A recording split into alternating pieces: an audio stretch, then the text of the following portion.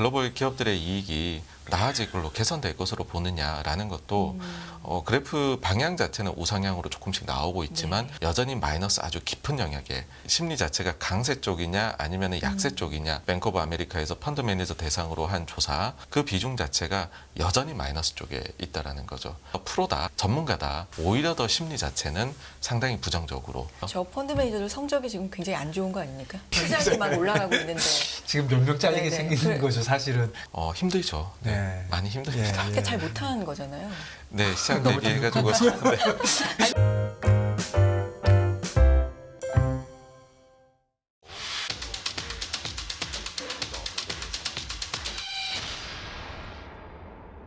네, 유튜브 86번가 정광훈 대표님 어서 오세요. 안녕하세요. 안녕하십니까. 네. 네. 저희가 앞서서 헷갈린다라고 네. 말씀드렸는데 이게 그런 것 같아요. 뉴욕 증시가 뭐 계속 좋습니다. 간밤에도 그랬고요. 골디락스 얘기가 요즘 자주 들리고 있고요. 네네. 어떻습니까? 그렇게 좋은 상황 맞습니까 지금? 그러니까는 뭐 그 시작 전부터 말씀을 드려야 될 것 네. 같은데요. 워낙에나 침체라든지 그런 우려들이 컸었고 네. 또 주식에 대해 가지고서 안 좋게 봤다. 그러니까 보수적으로 자산 배분이 되어 있던 것들이 네. 지금 그 정도로 최악은 아닌 것 같다. 그리고 네. 잘하면은 말씀해주신 대로 우리가 골디락스를 얘기할 수 있을 정도로 상황이 정말로 괜찮은 것 아니냐라는 네. 식으로 생각들이 바뀌면서 네. 지금과 같은 자산 시장의 모습이 나타난 것 네. 같아요. 그리고 간밤에는 그러니까 최근에는 좀 주목을 할 만한 부분이 지금 다우가 계속해가지고 네. 연일 상승을 보이고 실거래입니다. 있는데 네. 네, 근데 여기에 중심이 되는 것이 어떤 거냐라고 생각을 해보면은 네. 최근에 금융주들이 그러니까 실적 시즌 앞부분에는 금융주들이 먼저 실적을 그렇죠. 발표를 하지 않습니까? 근데 금융주들의 실적이 뭐 대부분 지금 예상 대비해가지고 잘 나오고 있습니다. 네. 그리고 세부적으로 봤을 때도요, 금융주들의 경우에는 지금 실적이 괜찮다라고 보이는데 그게 뭐냐면은 지난 3월 달에 실리콘밸리 은행 사태가 터진 이후로 우리가 어떤 점을 우려했냐라고 해보면은 뱅크런이 발생하지 않겠느냐 추가적으로 그 다음에 보유 채권이 뭔가 하여튼 조금은 껄끄럽다.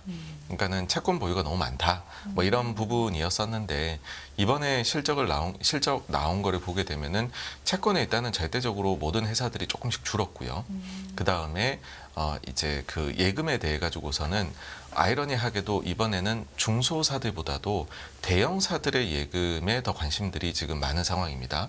그러니까 그건 왜냐하면은 전분기 대비로 그러니까 1분기 대비로 2분기에 봤었을 때 연준에서 매주 그 은행들의 예금 대출 자료를 발표를 하잖아요. 네. 그걸 보게 되면 줄어든 퍼센트가 소형은행들이 자기네들의 이제 예금 잔액 대비해서 줄어든 금액보다 그러니까 퍼센트보다 대형은행들이 그 폭이 좀 더 크거든요. 그러다 보니까는 혹시나 대형은행 중에서 어딘가가 이게 몰려가지고서 문제가 생긴 데가 있으면은 진짜로 이거는 또 연쇄적으로 어딘가가 터지는 것 아니냐라고 할 수 있는데 그 대표적으로 지금 주목을 받는 곳들이 있죠. 뭐 네. 차이슈왑이라든지 뱅크 오브 아메리카도 약간 의혹을 받게 되고 그 다음에 뭐 지금 오늘 이제 발표가 될 그 US 방콕 같은 경우까지 하면 제가 볼 때는 대형은행들이 주요한 다 나오거든요. 네. 근데 지금까지 US 방콕을 제외하고서는 전부 다 예상 대비 혹은 예상 대비를 충족하거나 예상 대비 예금액에서는 조금 더 나은 숫자가 나왔고요. 오히려 제일 지금 이번 SVB 사태의 최고 상대적인 수혜를 입었다라고 하는 JP 모건이 오히려 예금액이 예상보다는 조금 더 적게 나왔거든요. 근데 이 점을 크게 신경은 안 쓰는 거죠 시장에서는. 워낙에나 여기는 지금 탄탄한 걸로 알려져 있으니까.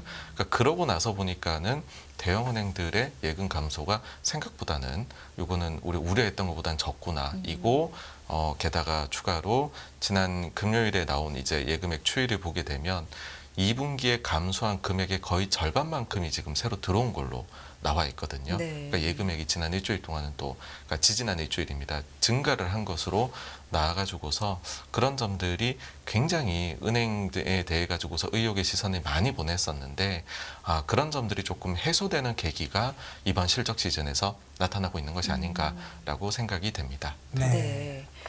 금융주 실적이 이제 주요 금융주 실적들이 발표가 되고 있는데 이게 말씀하셨던 실리콘밸리뱅크 사태가 나고 나서 진정되는 기미를 보였지만 한 번 더 확인을 해보자라는 게 이번 실적이었는데 이게 확인이 확실히 되면서 마음을 좀 놓고 있는 상황인가요? 네. 어떻습니까? 네, 저는 그런 부분이지 네. 않을까 생각을 합니다. 그러니까는 그 간밤에 사실 은행들이 뭐 그렇게 대단한 실적을 내놓은 게 아니거든요. 그러게요. 근데 네네. 상승폭이 큰 이유는 뭐냐라고 생각을 해보면은 그만큼 우리가 굉장히 컸었다라는 부분인 것 같고요. 네. 특히나 다들 그렇게까지 대놓고 말은 안 했지만 사실 찰스 슈왑에서는 정말로 돈이 얼마나 빠져나갔는지는 한번 보고 싶었을 것 같거든요. 네, 근데 그런 부분들이 다들 눈으로 이제는 확인을 해보고 나니까는 일단은 뭐 그렇게까지 우려할 건 아니구나라는 부분이 나온 게 아닌가 싶고요. 이런 이제 그 심리적인 부분들을 그다음에 포지션에 대한 부분들을 말씀드리면서 늘 이제 그 자료를 또 한 가지 소개해 드리는 것이 매달 그 뱅크 오브 아메리카에서 펀드 매니저 서베이 네. 하는 거 네. 있지 않습니까? 그게 또 최근 게 나왔거든요. 그래서 요걸 한번 자료를 보면서 네. 말씀을 좋습니다. 드려볼까 합니다. 네. 네, 이게 보시게 되면은 전체적으로는 약간의 추가 개선이 있었다. 그러니까 굉장히 안 좋게 봤다가 조금은 그 방향을 돌렸다. 그렇지만은 여전히 보수적으로 보고 있다. 펀드 매니저들도 라는 거고요. 지금 보시고 있는 자료가 향후에 경제가 더 강해질 것으로 기대를 하느냐라는 거에 대해 가지고서 여전히 마이너스 영역의 밑에 있는 거죠. 밑에 있는데 이제 그래프 자체는 위로 살짝 올라오는 그런 그림이고요. 그 다음에 보시게 되면은 글로벌 기업들의 이익이 나아질 걸로 개선될 것으로 보느냐라는 것도 그래프 방향 자체는 우상향으로 조금씩 나오고 있지만 네. 여전히 마이너스 아주 깊은 영역에 있다는 것이고요. 그 다음에 보시게 되면 요 점이 굉장히 흥미로운 부분인 것 같아요. 여기 보시면은 짙은색 파란색의 경우에는 전미 개인 투자자들 대상으로 해가지고서 이제 불리시하게 보느냐, 그러니까는 이제 심리 자체가 강세 쪽이냐 아니면 약세 쪽이냐 그거를 조사를 해봤을 때는 이미 리테일 투자자들은 강세 쪽으로 꽤 많이 가 있는 거죠. 네. 보시면은 그래프가 일단은 저희대치 자체도 플러스에 있고 과거에 있었던 수준들에 얼추 맞아 들어가고 있어요. 위쪽에 긍정적인 좀 부분이 있는 거죠. 근데 옅은 색이 지금 뱅크 오브 아메리카에서 펀드 매니저 대상으로 한 조사 요걸로 했을 때 글로벌 주식을 오버웨이트에 비중 확대를 해놓고 있느냐, 그 비중 자체가 여전히 마이너스 쪽에 있다라는 거죠. 그러니까는 오히려 우리가 좀 더 뭐 어떻게 보면은 이쪽에서 프로다 아니면은 뭐 이렇게 전문가다라고들 얘기하는 펀드 매니저들이 오히려 더 심리 자체는 상당히 부정적으로. 그래서 이게 조금 개선이 되기는 했으나 여전히 마이너스 깊은 영역에 있고, 요 점이 이제 시중에 리테일 투자, 그러니까 개인 투자자 분들하고 차이가 크게 나타나고 있는 부분이다라는 겁니다. 저게 마이너스에 있다는 거는 심리만 그런 게 아니라 실제로 자산 배분도 아직도 정상보다는 좀 낮게 있다. 이렇게 봐야 되는 거죠? 네, 그렇습니다. 예, 그래서 요 점에서 봤었을 때도 아직까지는 추가적으로 그러니까는 요 심리가 바뀌어야 될 부분이 있지 않을까라고 네. 보이고요. 그럼 저 펀드 매니저들 성적이 지금 굉장히 안 좋은 거 아닙니까? 거의 망한 거죠. 막 이렇게 시장이 막 올라가고 있는데 지금 몇 명 잘리게 네네. 생기는 거죠. 사실은 그런 거 아닌가요? 정말 궁금해서요. 저. 펀드 매니저 오래 하신 이게 이제 대표님. 펀드의 이런 뭔가 수익자의 목표에 따라 이런 것들이 다 다르기는 한데 예. 사실 이렇게까지 지금 시장하고 차이가 나면 네. 힘들죠. 네, 네. 많이 힘듭니다. 예. 그렇게 잘 못하는 거잖아요. 네, 시장 대비해가지고 아니 시장이 이렇게 오르고 있는데 저렇게 안 담아놓고 네. 네. 그동안에 궁금해서요. 뭐 네. 약간의 그 감정이 좀 있으신 것 같습니다. 아닙니다. 펀드 매니저를 하도 아닙니다. 내린다고 하니까. 전혀 그런 게 아니라 궁금해요. 네네. 다음 자료 볼까요? 공교롭게도 다음 자료는 지금 말씀해주신 쪽에 더 오히려 강화되는 자료인데, 아. 그러니까 시장을 안 좋게 보면은 펀드 내에서 현금 비중을 높게 가져가야 되지 그렇죠. 않습니까? 네. 근데 현금 비중이 높을수록 이제 부정적으로 보고 있다라는 건데 그게 좀 내려오고 있었어요. 내려오고 네. 있다가 지난달에는 여러 저런 자료들에서는 그래도 방향 자체는 개선 쪽으로 가고 있었는데 현금 비중은 어떠냐 하면은 오히려 조금 더 늘었습니다. 예. 예. 그러니까는 실제로 포트 조정이 그렇게 안 일어나고 있는 걸로 저는 네. 보입니다. 네. 네. 그러니까 여전히 이게 지금 문제가 될 수 있다라는 심리가 아직까지는 많이 퍼져 있는 게 아닌가라고 생각이 되고요. 이게 느껴지는 게 역시나 이런 자료들에서인데 향후에 경기 침체가 언제 올 것으로 보이느냐라는 거에 대한 조사 요거는 자료인데요. 그러니까는 여기서 제일 주목하는 건 저는 셋째 줄에 있는 이제 경기 침체가 없을 것 같다. 향후 1년 반 동안에는 라는 부분이 몇 프로를 차지하느냐를 보는 게 저는 재미가 있는 것 같은데 그렇네요. 예, 왜냐하면 온다라는 걸 기본적으로 깔고 가고 있다라는 거죠, 여전히. 네. 그렇죠. 그러니까 비록 지난달의 조사에서는 침체가 오지 않을까라는 비중이 한 15% 정도였었어요. 그러니까 85%는 침체 온다라고 생각을 하는 거죠. 이번엔 좀 침체가 오지 않을 거다라는 게 늘어서 긍정적인 게 좀 는 거죠. 20%인데 여전히 시장에서는 침체가 오느냐 안 오느냐가 문제가 아니라 언제 오느냐 가지고서 계속해서 얘기를 하고 있는데 그 심리가 조금 그냥 개선되었다. 그러니까 이런 심리 상태가 계속 유지가 되다 보니까는 주식 시장에 뭐 지금과 같은 모습이 나타나는 게 아닌가라고 생각이 됩니다. 네. 그리고 이 부분은 이제 연중 관련된 부분인데 네. 첫 번째 금리 인하는 언제 될 것으로 보느냐에서 조금 시장은 요거는 매파적으로 변했어요. 네. 그러니까 사실 이제 이 수치도 좀 휙휙 바뀌는데 그 전에 조사에만 해도 올해 인하가 있을 것이다 이런 기대가 되게 컸는데 6월달 조사에서 그 기대가 거의 사라졌거든요. 근데 7월달 요번에 나온 조사 결과를 보시게 되면은 더 이제 매파적으로 보는 거죠. 그러니까는 지난번 조사에서 보시면은 요 옅은색 파란색에서 24년 1분기, 2분기가 합쳐놓고 보면은 거의 뭐 한 70% 정도 이렇게 나왔었는데 이번에는 요 부분이 좀 줄어들고 24년도 하반기에 대한 기대가 좀 많이 커진 점이 특징이기는 합니다. 네. 그렇지만은 여전히 두 개를 합쳐놓고 보면은 24년도 상반기 인하 기대가 절반이 넘는다라는 것이고 저는 뭐 개인적으로도 이렇게 저는 예상을 하고 있어서 합당한 요거는 뭐 정도이지 않을까. 근데 생각보다 시장에서는 더 매파적으로 이미 많이 지난 한 2달 만에요.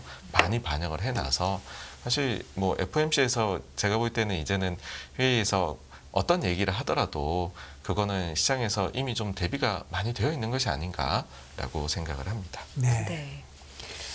그러면 결국 그 펀드 매니저들이 아직도라고 말하는 게 맞는 말인지 모르겠지만 어쨌든 생각보다 좀 보수적으로 보고 있는데 결국 이런 상황은 앞으로 시장에 미치는 영향은 뭘까요? 뭐 간단하게 생각하면 이 사람들 사야 될 테니까 이제 오르겠네 그런 생각도 들기도 하고 또 반대로는 야 이게 진짜 펀더멘탈에서 벗어나고 있는 거 아니야 하는 생각도 들고 두 가지 생각이 계속 드는데 어떻게 보십니까? 저는 이번 2분기 실적 시즌이 네. 그 이제 심리 간에 가장 이제 강렬한 격돌이 일어나는 네. 시즌 이제 실적 시즌이 아닌가라고 생각을 합니다.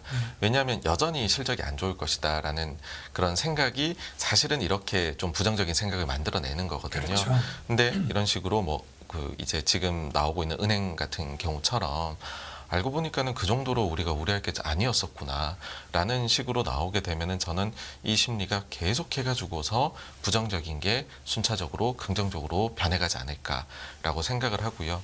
그런 측면에서 봤었을 때에는 펀더멘탈이 이런 식으로 변화가 일어나는 과정에서는 사실 이제 심리는 영향을 부정적인 부분이 시장에 안 좋게 주긴 어렵다. 오히려 긍정적으로 주게 될 것이다.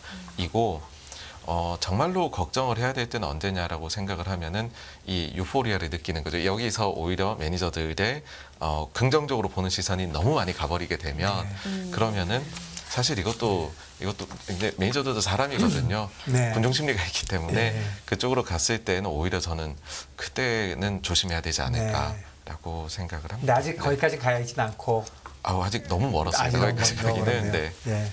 어쨌든 뭐 다 오른다 그럴 때 오르는 경우는 별로 없으니까 그런 생각이 들긴 네, 합니다. 네. 네. 뭐 여러 가지 저희가 듣고 싶은 얘기가 많은데 저는 이 달러 인덱스 얘기도 한번 해주셔야 될 것 같아요. 지금 뭐 100 밑으로 탁 내려와가지고 99.9에서 버티고 있으니까 항상 달러가 좀 약세가 될 것이라고 말씀하셨는데 지금 여기서도 추가로 더 내려가는 건지 아니면 어느 정도 생각했던 수준에 온 것인지. 네, 달러가 네. 여기서 조금 더 추가적으로는 약세를 보이지 않을까라고 생각은 합니다만은 그 이제 방향성이 여기서 그럼 계속해가지고서 좀 강렬한 기세로 네. 달러 약세가 진행이 될 거냐라고 하면은 그러기는 좀 힘들지 않을까라는 네. 생각을 합니다. 그러니까 현실적인 이유인데요. 어떤 점이 있느냐 하면은 결국에는 미국의 이 그 연준의 정책 자체가 네.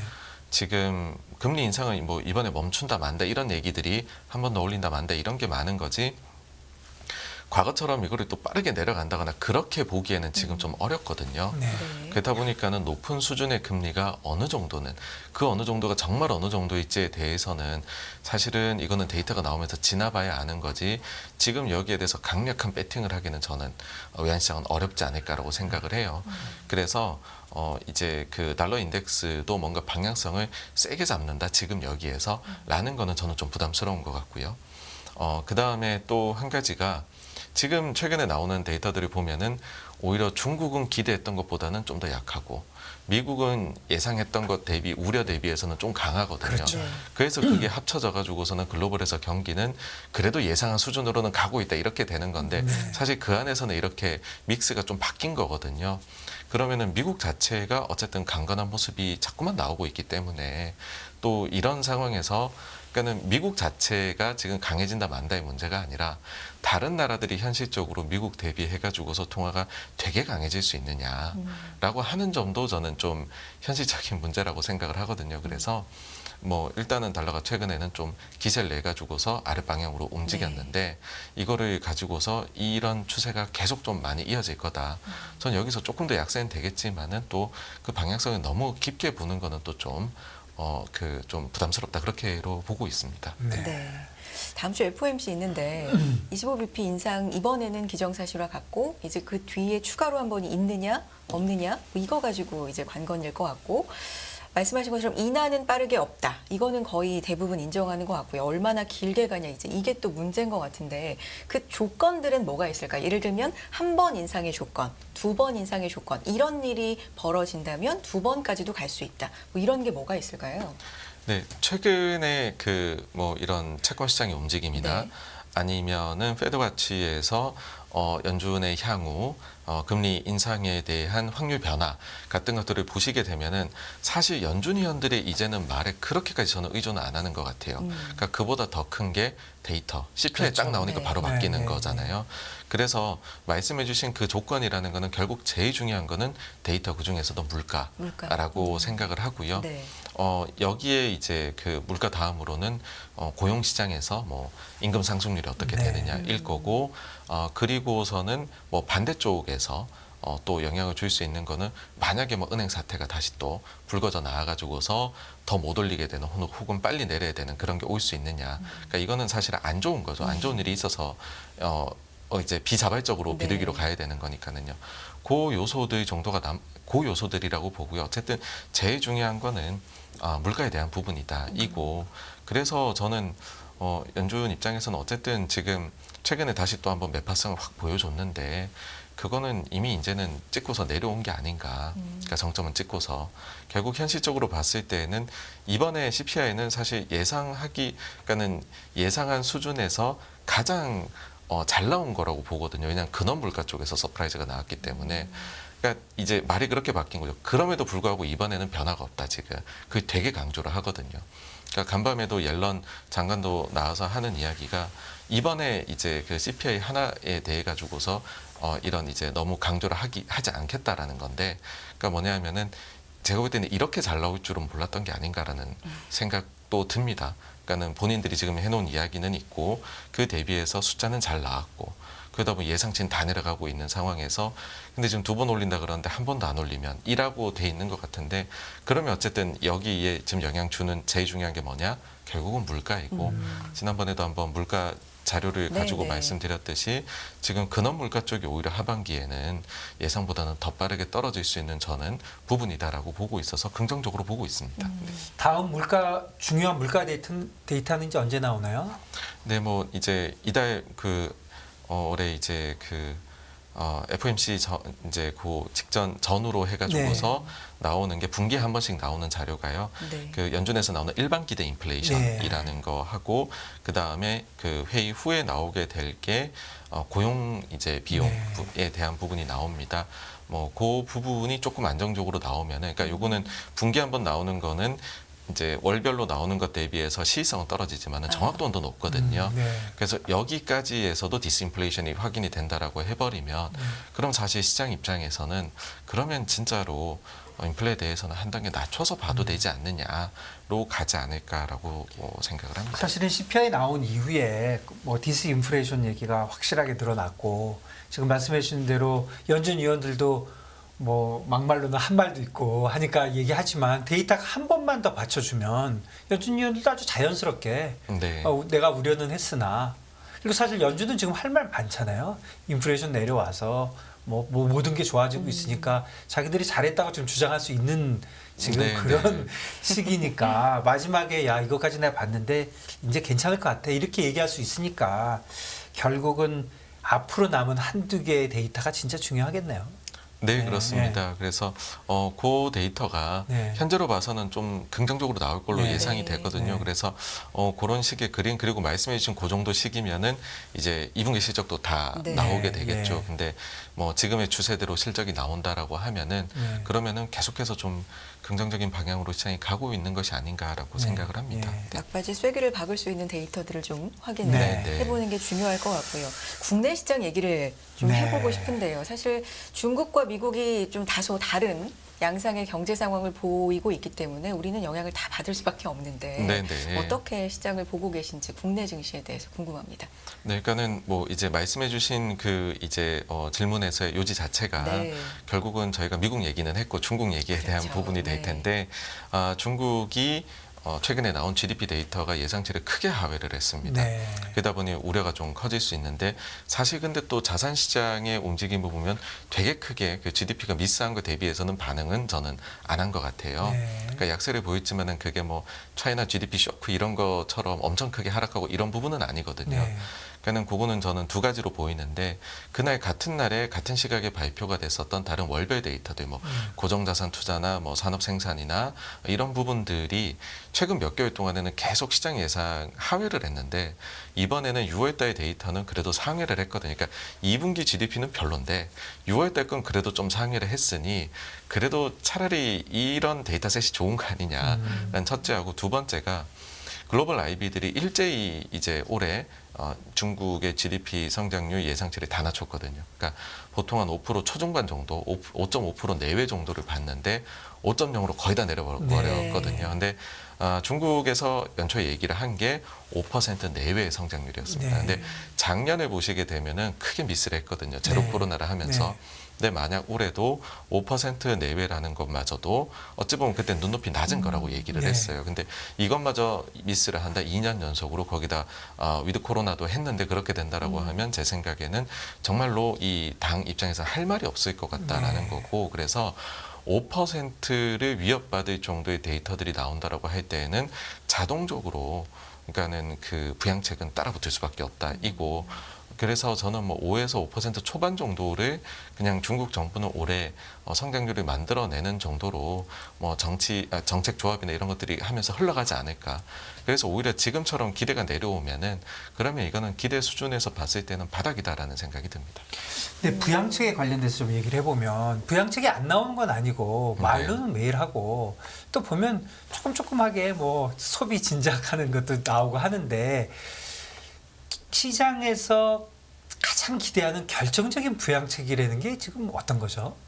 결국에는 시장에서는 좀 과격한 수준의 네. 예, 부양책을 원하는 것 같아요. 그게 뭐죠? 금리 인하인가요? 아니면 뭐 그러니까 뭐 통화 재정을 같이 이제 네. 사용을 하는 것이죠. 예, 예. 그러니까 예전에도 보면 뭐 이제 특정 산업에 보조금을 준다든지 네. 아니면 부동산 쪽에 엄청나게 이제 혜택을 주면서 네. 그래서 뭐 이제 흘러나가는 금액이 뭐 정말로 조 단위의 위안이 되도록 네. 만드는 것이 과거에 보여줬었던 모습이고 네. 그런 것들이 나오지 않으면 제대로 된 부양책이 나왔다라고 느끼질 않는 것 같아요, 시장에서. 그러니까 중국에서는 어쨌든 본인들도 그동안에 부동산이나 이런 데서 쌓여온 부담이 있으니까 가급적이면은 그런 부양을 쓰지 않고도 해결되면 제일 좋겠다가 이상적이기는 한데 네.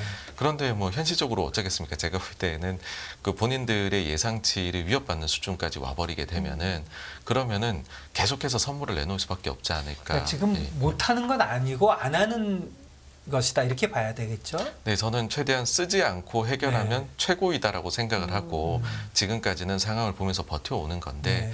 근데 현실적으로 현실적인 상황을 맞이하게 지금은 되고 있는 거거든요. 네. 그렇게 되면은 뭐 계속해서 좀 더 큰 정책들이 부양할 수 있는 정책들이 나오게 되지 않을까. 이거는 뭐 통화랑 재정이랑 다 믹스해 가지고서 한꺼번에요. 예, 네. 금리도 내리는 거고 이렇게 뭐 재정도 푸는 거고인데 그러기에는 중국이 지금 물가 측면에서는 워낙 부담이 없기 때문에 네. 저는 정책을 사용하기에는 부담은 정말로 모든 나라들 중에서는 제일 없는 쪽이지 않을까라고 생각을 합니다. 그러니까 못하는 건 아니네요. 네, 뭐 저는 그렇게 생각을 합니다. 예. 그러니까 이것도 예전에 우리 한 1년 전쯤에 굿뉴스가 밴뉴스고 밴뉴스가 굿뉴스가 그런 쪽으로 느낌도 좀 듭니다. 네, 지금 예. 그게 이제 중국판으로 바뀌어버리는 예, 예, 네, 예. 것이고요. 이렇게까지 안 좋으면 부양책이 나올 세게 거다. 나올 것이다라는 예, 예. 기대감은 더해지고. 뭐 어쨌든 네. 중국 경제가 상당히 뭐 이렇게 얘기하면 좀 이상한지 모르지만 관 주도로 되고 있으니까 네, 관이 네. 나서지 않는 한 뭐 변화가 있기는 어렵겠죠. 네. 네.